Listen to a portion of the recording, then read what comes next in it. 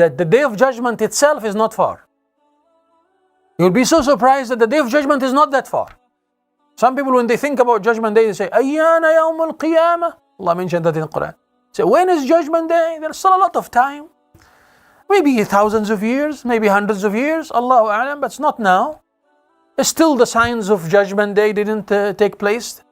The prophecies and the signs of judgment day that the Prophet Muhammad, peace and blessings of Allah, spoke about them, still not there yet.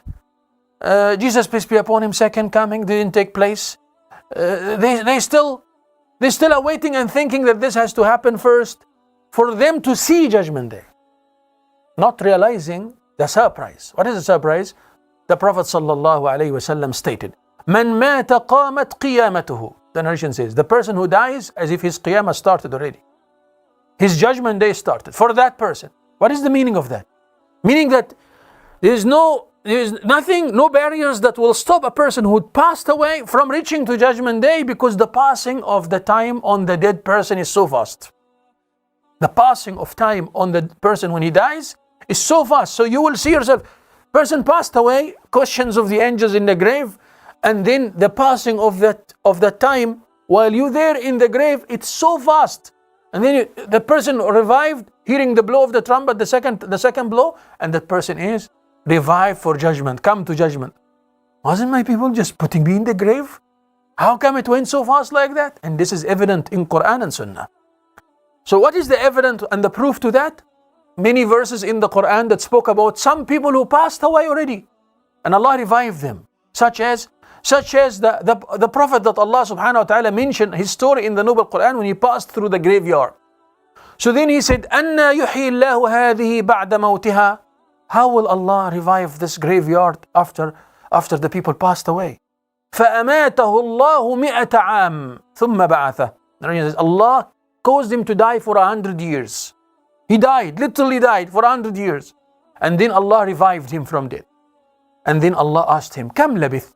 This is mentioned in Quran. How long you remain dead? He said maybe a day or half a day. He stayed for 100 years.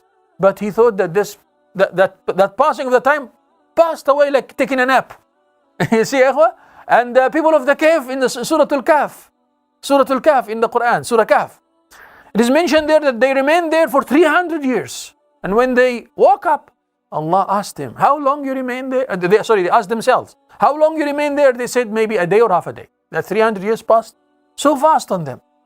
And on the day of judgment, Allah mentioned this in the Quran, Allah will question the people when they are revived from the graves. Kam labithtum? How long you remain there in the grave?